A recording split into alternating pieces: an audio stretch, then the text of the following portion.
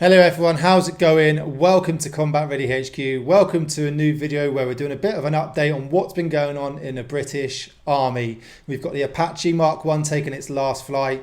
We've got supplies being dropped in Gaza and even a new service medal being issued. So stay tuned for all of it. But let's look at the Apache first. For more than 2 decades, the Apache Mark 1 attack helicopter has reigned supreme. Friend or foe, it has many names. Referred to by enemies as mosquitoes, angry buzzing creatures that reach out and bite. It was known as the friend in the sky, eye in the sky, but I always quite like the terminology ugly, because when you look at it, it's an incredible piece of equipment, but Insane. It's a bit of a bruiser, especially when you see it on the ground and it's sort of hunched over and hulking like a bulldog. It's not that it doesn't have lovely, elegant, clean lines. It looks mean. The Mark 1 does has look been mean. in service for the Army Air Corps since 2001 and have been vital assets on operations in Afghanistan, Libya and across the world.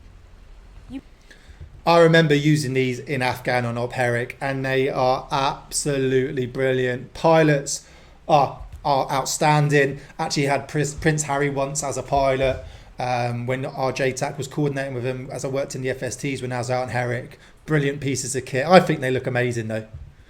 You might not notice the Mark 1's disappearance because the Army's new Apache AH-64E looks mostly the same to the untrained eye, but for those who work close up with the aircraft, it's a big moment. It's a big occasion. Lots of generations have worked with this aircraft, so for veterans and currently serving soldiers that have worked with it, it's a big thing. They've had a massive impact in the last 20 years they've been in service. They've served plenty of places and they've definitely saved thousands of lives. It is the end of an era as the last few will now leave service. Well, this is an incredibly rare opportunity. I'm sitting in one of the final Mark 1 Apaches. There are only around 8 left because they've been phasing them out for the last few years. And it really is an incredible moment sitting in one of these, realising that it is their final chapter.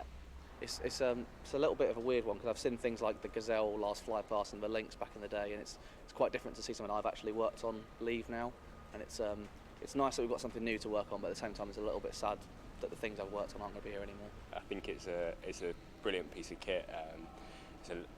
At times you have a love-hate relationship with it, but when you're on ops or like a tour, even some of the bigger exercises, then that's when you have that respect and that love for working with the aircraft, and Look at that. I feel kind of privileged to be able to do it. What a feeling it must be flying one of these, being an Apache pilot with the technology, the systems, the way it flies. It's got to be an insane feeling. Prince Harry flew the Mark 1 when he served as an Apache helicopter co-pilot and gunner in Afghanistan in 2012. That was it. That was the head tour I was on. Operation Elemi in 2011, which ousted dictator Colonel Gaddafi and saw the Apaches operate from HMS Ocean.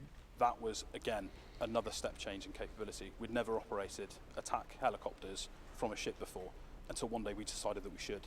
And then we realised that we could, and so we did it. And again, testament to innovation and dedication and performance of our troops. Yeah, it was a bit of a surreal time. Never really done anything on ship before, but we ended up being on an exercise that turned into the op, and yeah, it was very unique because, like I said, we haven't done it before.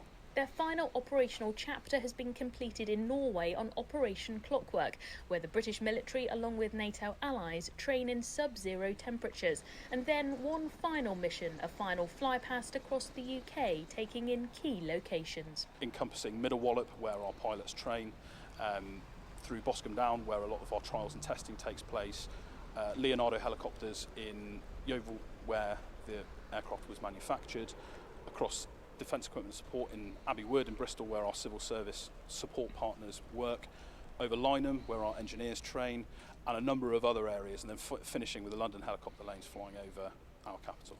Now, the only Apaches you'll see flying overhead will be the new and improved E-model, with 50 set to be operational with the Army by 2025. 50, that's pretty decent. Forces News, Wattisham. That's pretty decent. You think 2 decades, and it's not just the fact it's 2 decades, it's the Mark 1 version that was a part of such a vital area of the British Army and sort of modern day warfare and operations. You know, you had Korea, you had the Falklands, you had the First Gulf War, and then a bit of a lull. Yes, you had Northern Ireland going on, but there was a lot of people not really doing much in the British Army, a lot of exercises and keeping busy in camp and doing the odd Northern Ireland tour, but that was starting to die down. And then obviously Iraq and Afghan kicked off. And that's when the Apache really sort of come in and showed how good it was. And then you had a few other things, Libya, I'm sure it served in sort of other areas. But a lot of sort of veteran serving personnel will really know the Apache, especially from OPENRUN Afghan. You know, that's why I remember Prince Harry, the co-pilot in 2012, Herrick 16. And it is such a brilliant piece of kit. And like they said, it's paved way for so many sort of future operations where they did the Herrick and Iraq tours and it worked. And then you had obviously working off a ship in Libya where they was just on an exercise. Can you imagine just being on an exercise and it's right, you're going into Libya, we're going to do a full-on op, and then you end up taking out Gaddafi and stuff like that. So it's not the end of the Apache, which obviously we don't ever want to see it go. You know, it will go at one point in the future when something new replaces it. But you've got the 64E model, which is just even better for something that was already such an amazing piece of equipment. And like they said, has saved so many lives. So that has taken its last flight. But no worries, we have the 64E model. But moving on then to the next news then, where we have had supplies dropped into Gaza by 16 Air Assault Brigade. So as we said, we've had supplies dropped into Gaza by 16 Air Assault. It's been a joint effort. They took off from Jordan in an A400M, and you've had 13 RLC, okay, so 13 Air Assault. So there's sort of the Airborne Air Assault Unit for the Royal Logistics Corps in 16 Air Assault Brigade. Have basically dropped 10 tons worth of supplies into Gaza in a sort of international effort that has been led by the Jordanian forces. So supplies, as we've seen over the news, have been getting dropped in. We have had some bad news apparently where supplies have been dropping in and actually causing fatalities. I don't know how true that is. I need to do a little bit more research. I have seen a few video clips, but I am just sort of hoping that that isn't actually the news. But from what I've read, it is true. So obviously you do have to be careful with supplies going in when you're dropping that many supplies. But apparently 16 Air Assault have dropped in 10 tons of supplies into Gaza. So, you know, they are trying to do everything. The UN have come together. Even the UK under the UN have said, look, you know, Israel, can we now call a ceasefire? Can we stop? And they are trying to get aid into the people of Gaza. So hopefully these supplies are going into the people that need it. It's going to help them, whatever the supplies are. So fingers crossed. Well done to 16 Air Assault Brigade. Well done to 13 Air Assault Royal Logistics Corps. If you're looking at going RLC, then look at 13 Air Assault. You can go there, do P Company, get your wings and become part of the airborne unit and become part of the British Army's only high readiness brigade, who are ready to deploy anywhere in the world to carry out ops such as this, or getting people out of Afghan when Afghan closed down, or anything. So that is a unit that you could look at joining and something you could do within the RLC. So for those that didn't know, the British Army, the government, the military are now looking to issue a new service medal. This is brilliant. I'm not going to lie. What do squaddies like? They love food on the table. They love to know that they're being paid, and they love collecting medals, right? Anyone that says they don't, they're lying. They actually do. So if we can get a new medal to recognise people's sort of achievements and commitments, then we definitely should, especially with obviously Afghan and Iraq no longer as they used to be the main sort of medals. So it's a new medal to broaden the recognition of service personnel carrying out operational roles has been announced. The wider service medal will be awarded to personnel delivering crucial operational impact where the physical risk to life is lower than traditionally required for an operational medal.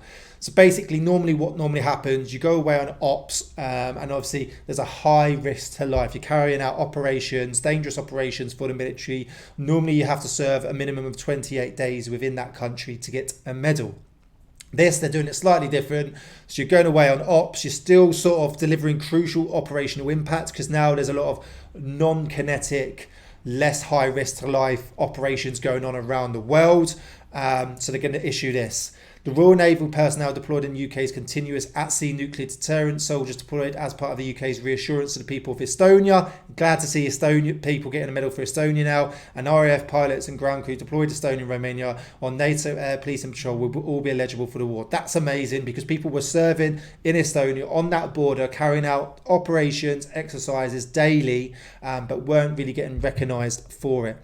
The first medals will be presented in early summer and will be awarded retrospectively to personnel who have been deployed in ongoing operations since December 2018.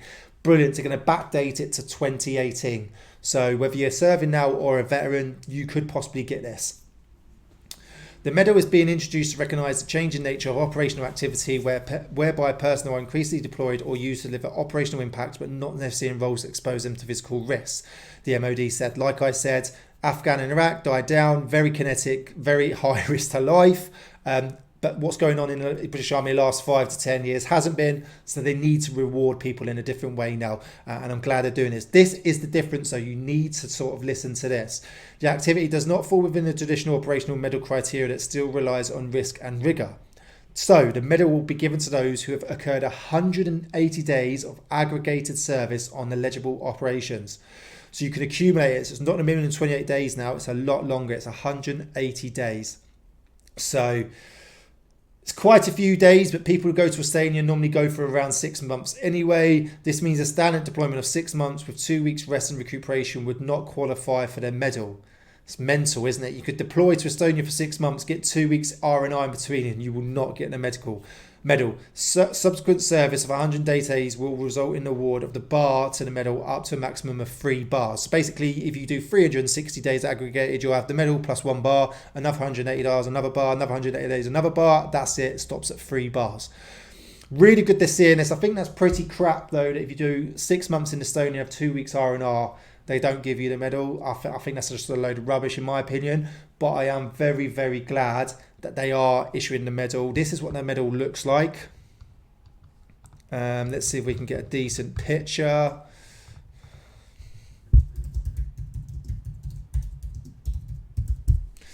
Here we go.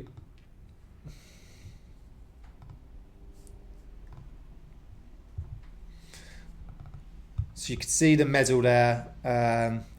It's not the best picture. You can sort of see the medal there. They're the colours that they're going for.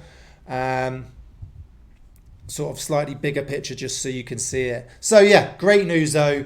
A new medal is going to be awarded for those who are still carrying out crucial operations for the military and the British Army. So thank you to the MOD, the military, and whoever else has brought this in. Finally, we're seeing people recognised for the contributions that they are making to people's lives around the world.